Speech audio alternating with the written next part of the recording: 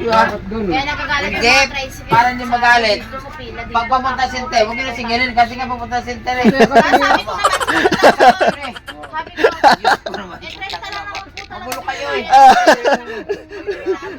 Pauwi din nakapagpagamot na yun.